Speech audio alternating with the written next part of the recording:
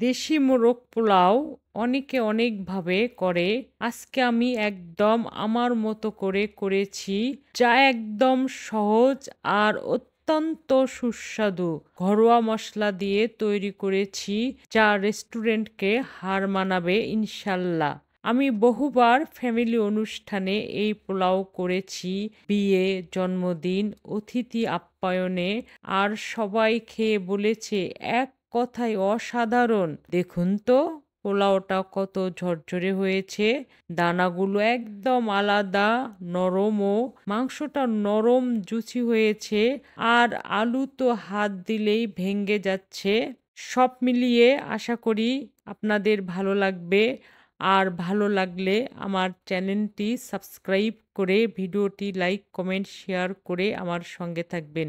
চলুন দেখে আসি জনপ্রিয় সুস্বাদু এই দেশি মোরগ পোলাও। এখানে বাসমতি চাল আছে 800 গ্রাম। আপনারা চাইলে রেগুলার যে পোলাওর চাল সেটাও নিতে পারবেন, সে চালেও পোলাও অনেক সুস্বাদু হয়। এখন আমি পোলাওর চালটা ভিজিয়ে রাখবো। ভিজিয়ে রাখলে পোলাওটা অনেক ঝরঝরে আর সুস্বাদু হবে। আমি 1 ঘন্টার জন্য ভিজিয়ে রাখলাম।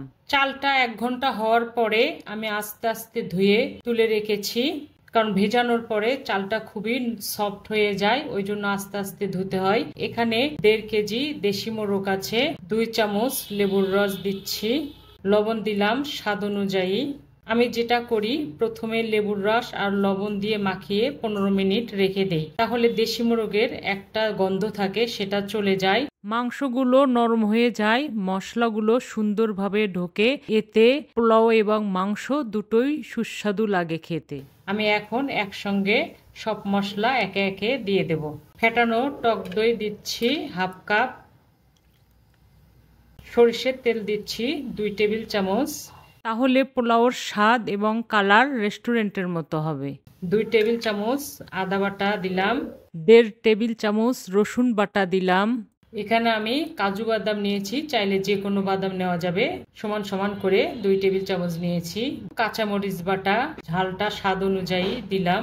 দারচিনির গুঁড়া সামান্য, এটা অনেক সুন্দর একটা ফ্লেভার আনে। জয়িত্রীর গুঁড়া পরিমাণ মতো দিয়েছি, 1/2 চামচেরও কম। জয়ফল গুঁড়া 1/2 চামচ। এখন মশলার সঙ্গে মাংস ভালোভাবে মেখে নেব। একটু সময় নিয়ে মাখবো, যেন মশলাগুলো সুন্দরভাবে মাংসের ভেতরে ঢোকে। এখানে 1.5 চামচ জিরা গুঁড়া, 2 চামচ ধনে গুঁড়া দিয়েছি। আমি মাংসটা 30 মিনিটের জন্য রেখে দিলাম। এখন আমি রান্না শুরু করব। রান্নার পাত্রটা চুলায় বসিয়ে দিয়েছি। এখন 1/4 কাপ সাদা তেল দিলাম। এখানে মিহি কুচি করা 3 কাপ পেঁয়াজ আছে, ব্রেস্তার জন্য দিয়ে দিলাম। এখন আমি পেঁয়াজগুলো ব্রাউন কালার করে ভেজে নেব। পেঁয়াজ ব্রেস্তা হয়ে গেছে, জালটা বন্ধ করে দিলাম, না হলে পুড়ে যাবে। সব ব্রেস্তাগুলো আমি উঠিয়ে নিচ্ছি। ব্রেস্তা আমি সব উঠিয়ে নিয়েছি।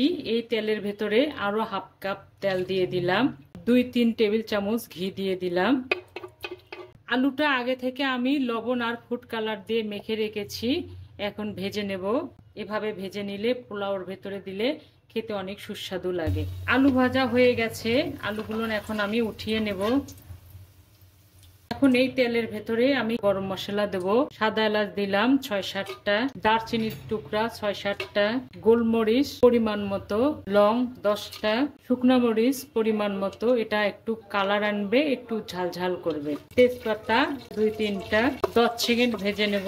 চাইলে কিন্তু এখানে মাংসের সঙ্গে আপনি গুঁড়ো মরিচও ব্যবহার করতে পারবেন, তবে এইভাবে দিলে ফ্লেভারটা অনেক সুন্দর হয়। এখন মেরিনেশন করা মাংসগুলো ঢেলে দেব। বাটিতে যেটুকু মশলা লেগেছিল 1 কাপ পানি দিয়ে ধুয়ে দিলাম। এখন 1 টেবিল চামচ কিশমিশ কুচি দিলাম। এ পর্যায়ে আমি অর্ধেক ব্রেস্তা হাত দিয়ে ভেঙে ভেঙে দিলাম। এখন সবকিছু ভালোভাবে মিশিয়ে নেব। মিডিয়াম আর লো আছে রান্না করব যতক্ষণ না তেলটা ভেসে ওঠে। মিডিয়াম জালে প্রায় 25 থেকে 30 মিনিট রান্না করেছি। দেখতে পাচ্ছেন ঝোলগুলো কত গাঢ় হয়েছে, তেল কিন্তু সম্পূর্ণ আলাদা হয়ে গেছে, কালারটাও একদম পরিবর্তন হয়েছে। একটা চমৎকার কালার চলে এসেছে আর মাংস কিন্তু একদম পুরোপুরি সিদ্ধ হয়ে গেছে। কিছু ঝোল আর মাংস এখন আমি উঠিয়ে নিচ্ছি। উঠিয়ে রাখা চালগুলো আমি দিয়ে দিচ্ছি।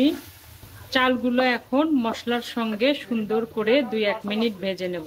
চাল ভাজা হয়ে গেছে। আমরা পোলাও করার সময় চাল যা নেই তার চেয়েতে ডাবল পানি দিই। এখানে আমি 1 কাপ পানি কম দিয়েছি, পরে আমি 1 কাপ দুধ অ্যাড করব। সেই জন্য সবকিছু ভালোভাবে মিশিয়ে দেব। আলুগুলো দিয়ে দিচ্ছি। চাল কিন্তু মিডিয়ামে আছে। এখন আমি 80% চালটা সিদ্ধ করে নেব। আমি কিন্তু মাঝে মাঝে রাইসটা সুন্দরভাবে নাড়াচাড়া করে দিয়েছি যেন প্রপার ওয়েতে সিদ্ধ হয়। চাল কিন্তু 80% সিদ্ধ হয়েছে। দেখতে পাচ্ছেন চাপ দিলে ভেঙে যাচ্ছে, একটু হালকা শক্ত আছে। এ পর্যায়ে আমি চালগুলো তুলে নেব। রাইসের সঙ্গে কিন্তু একটু ঝোলও আছে। এখন রান্না করা মাংস দিয়ে লেয়ার করে নেব। এখন উপর দিয়ে রাইসটা দিয়ে দিলাম,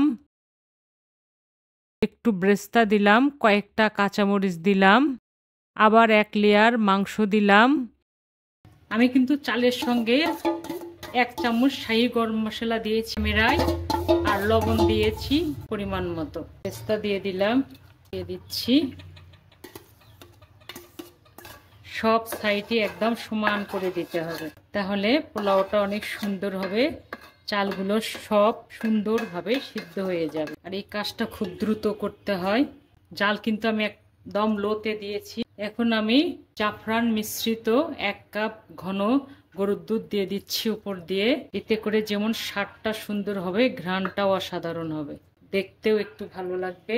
কাঁচামরিচ দিয়ে দিলাম, ব্রেস্তা দিয়ে দিচ্ছি। আমি কেওড়া জল আর গোলাপ জল মিলে 1 চামচ দিয়েছি।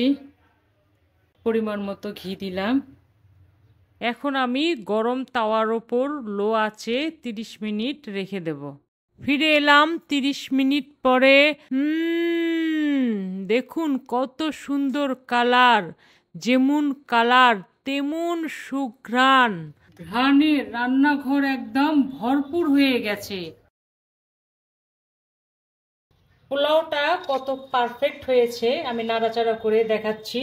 কতটা ঝরঝরে হয়েছে, নিচে কিন্তু একটুও লাগেনি। একদম আমি পাতিলের নিচ থেকে দেখাচ্ছি, একটুও লাগেনি। দেখতে পাচ্ছেন একটুও লাগেনি কিন্তু, বা পানি পানি যে একটা ভাব সেটাও নেই। হয়ে গেল ঘরোয়া মশলা দিয়ে মোরগ পোলাও। যেমন দেখতে সুন্দর, খেতে তার চেয়েও বেশি মজাদার। আপনারা চাইলে এই রেসিপিটা যে কোনো ফ্যামিলি অনুষ্ঠান বা বিয়ে বাড়িতেও করতে পারেন নিশ্চিন্তে। ছোট বড় সবাই একদম তৃপ্তি করে খাবে। আজ এ পর্যন্তই। ইনশাল্লাহ আবার দেখা হবে নতুন কোনো রেসিপি নিয়ে। ভালো খান, সুস্থ থাকুন। আরো কি কি নতুন নতুন রেসিপি দেখতে চান কমেন্ট করে জানাবেন। আজ এ পর্যন্তই। আল্লাহ হাফেজ।